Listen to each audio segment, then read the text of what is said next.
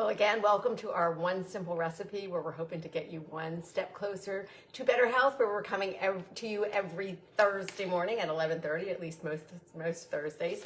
I'm Judy Mateski, and I'm a registered dietitian and a culinary nutritionist with Athens Nutrition. So I'm doing a spinach and feta tart with an almond crust. So let's talk a little bit about it. Super easy, few ingredients. All right, almond flour.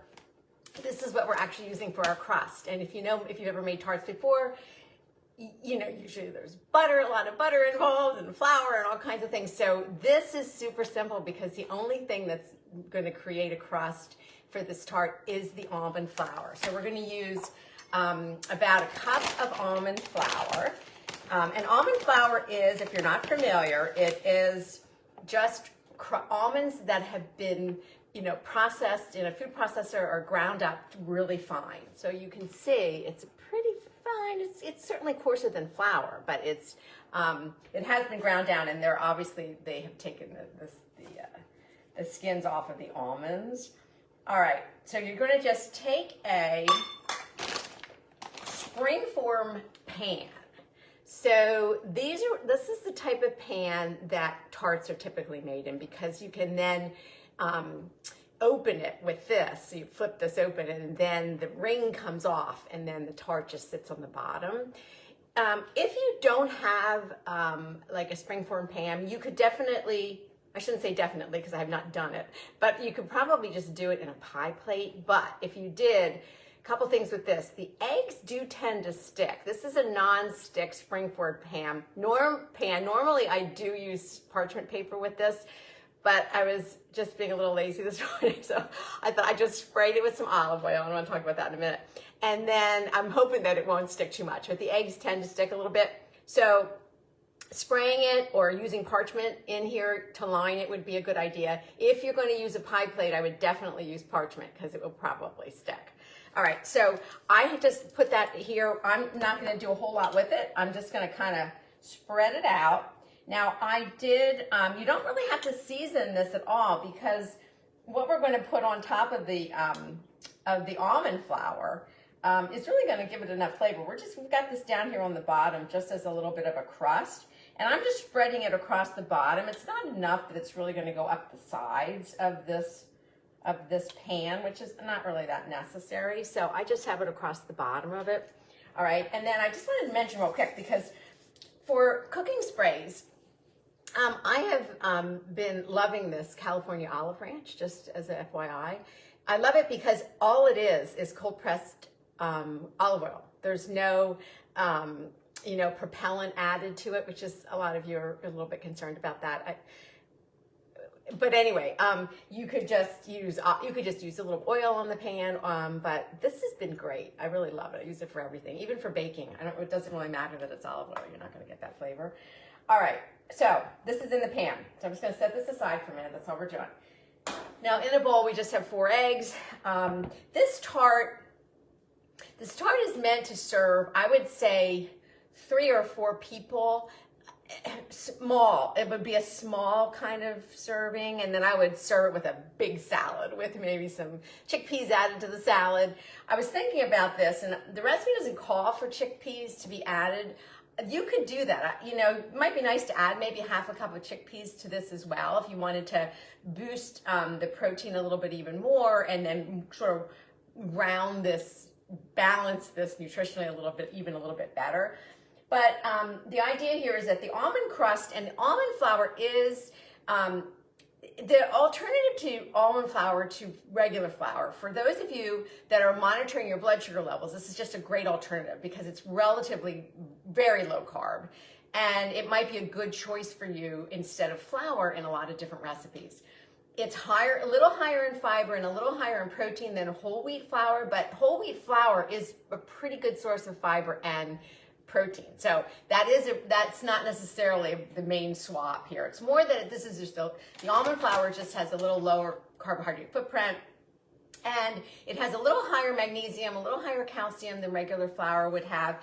It does have more fat because it's ground nuts. It's like eating nuts. So keeping that in mind when it comes to servings, you know, you're not going to eat a whole cup of almond flour as a serving, because it's about a quarter of a cup would be considered about a serving, which would be a little bit more than maybe eating like an ounce of nuts. So that's kind of the way you would think of using this in recipes as you're thinking about servings, and how that would equate to kind of flour. But I do like it. We're going to use it in some pancakes at some point, and I'm going to make a little super easy pizza with it as a pizza crust, because I do get a lot of requests for some lower carb options for things like this, you know, and that's mostly for anyone who's really trying to monitor their blood sugar levels, and you know, maybe they've been creeping up and you're kind of approaching the pre-diabetes stage, or maybe you already have, you know, type 2 diabetes that you're, you know, as you developed as you got a little bit older. So this is just a nice little swap out. And also gluten-free. So, and again, a lot of you have been asking about that as well. So this is a nice little gluten-free change. So we're not using flour at all. All right, so we have 4 eggs in here. You could do 2 eggs and then 4 egg whites. I haven't done it with all egg whites, but you probably could.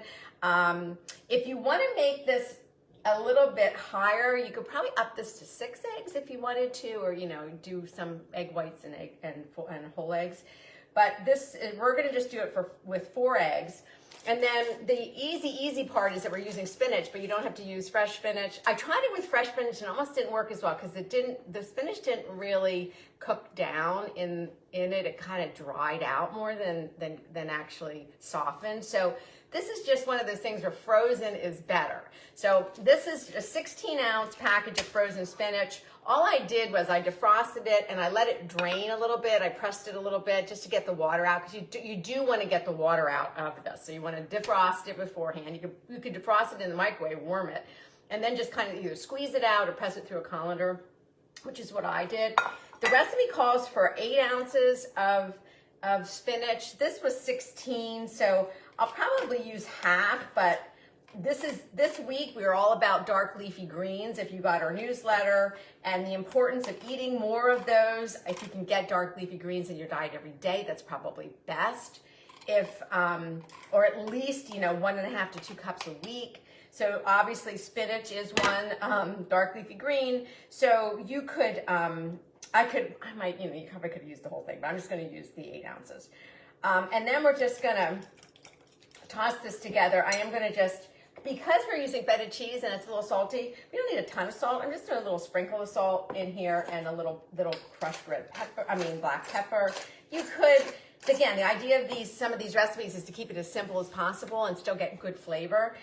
This is all you really need to get a nice, you know, some really good flavor. But you could add a little hot sauce to this. You could add some red pepper to this if you wanted to. If you didn't want to use the spinach and you wanted to still stay with the dark leafy green theme, you could use I would use frozen cauliflower rice, or, you know, more like frozen cauliflower that's chopped up a little bit. I mean, not cauliflower, broccoli. If you use frozen broccoli, rice, or frozen broccoli that's been chopped up, defrosted and chopped up, that would also count as a dark leafy green. You could use frozen kale if you can find it. That would be great. If you're swaying from the dark leafy, you could certainly do the cauliflower, frozen cauliflower if you wanted to. I think those would be kind of nice options, and super, super healthy in the vegetable territory. All right, eggs and spinach went in. Now all we're going to do is take this mixture, and I am just going to pour it right on top of the almond flour that we have that's going to form a crust. I do have my oven set at 400 degrees, so it's a little higher oven, and I have it probably, my rack right now is probably halfway. I mean, it's in the middle of the oven. You might even want it, you could probably even go a little lower, because we do want the almond crust to crisp up a little bit. It will get a little crispier on the bottom. All right, so all I'm doing is just spreading this out. And this is another recipe, slightly modified for you guys, but from Jules Clancy over at the stonesoup.com. You might want to check her out. She's got some pretty interesting ideas of how to cook more simply. So I just had to make a few changes to this, but this was one that I picked up from her. All right, so now we're going to do the cheese, and this is your choice. I'm using feta because that's just one of my favorites.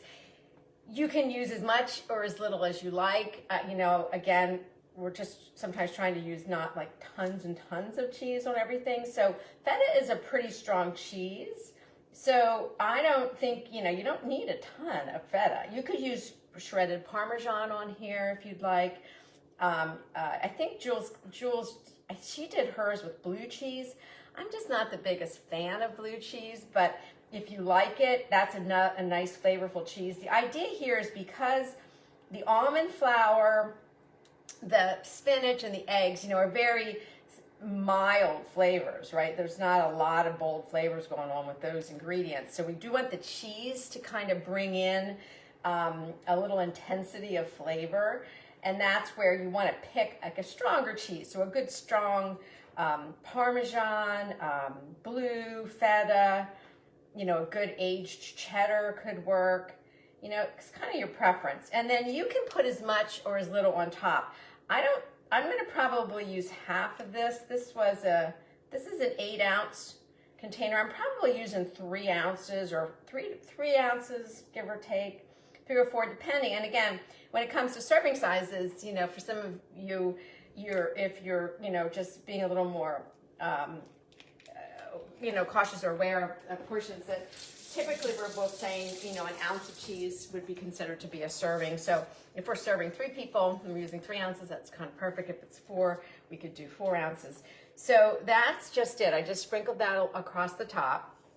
And then the last thing, this is an optional step. I'm going to do a little bit more cracked pepper one here because I just really like pepper on all of my foods. But anyway, I have some fresh sage leaves. So you may or may not have these, and you don't have to run out and get them if you don't. I just happen to have them. They're still coming off our garden, so we have a few here. You could use other herbs if you wanted to sprinkle this with some other herbs on top before it goes in the oven. I'm going to just splash these sage leaves just with a little bit of olive oil, you know, a teaspoon or so. And I'm going to just kind of toss them in this olive oil a little bit because I want them, I'm going to lay them on the top. And the nice thing about sage leaves is when you do combine them with olive oil, or if you put them in like a little olive oil in a skillet, and then drop the sage leaves in, they crisp up and they turn into sage potato chips. They're amazing. So I'm going to go just a little bit more. So I want these to crisp up on the top as this bakes. So that's, you know, that's hence the olive oil here. So we're just gonna, now I'm just gonna lay these on top of the tart. Again, this is an optional step. If you happen to have access, you could, like I said, you could use other herbs. I love the sage because with sage brings a little intensity of flavor. Again, we're kind of, you know, it's nice to get a little extra flavor to this because, you know, as we mentioned, some of these ingredients aren't super intense when it comes to flavor. So we want to add a couple flavor bombs here, and by adding some herbs to this, that will help. All right, so I just put some of those right across the top. Now, this is going in the oven, again, 400 degrees. Whoops, I made a cake earlier, I made an apple cake earlier, and my pan is in there. My empty pan is in there. I had to put it in there to dry. All right, I'm going to set the timer for 20 minutes. It takes, I think, between a little over 20 minutes or 20 minutes. And then this is going to bake. Now, obviously, we're not going to stay on here until this gets done. So I will pull it out, and I'll come back on to show you the final tart. And then maybe I'll let it cool a little bit, and I'll cut it for you so you can see it. All right? So that's it. That's our spinach and feta tart with an almond crust. Now, if you go out and do get the almond flour, remember, I will be bringing more recipes, so you can use this flour. So again, this is a Kirkland, obviously Costco brand. You don't have to buy it in such bulk, but if you get some almond flour, because it is a little pricey, that's the only thing. So you don't want to just buy it and then use it once.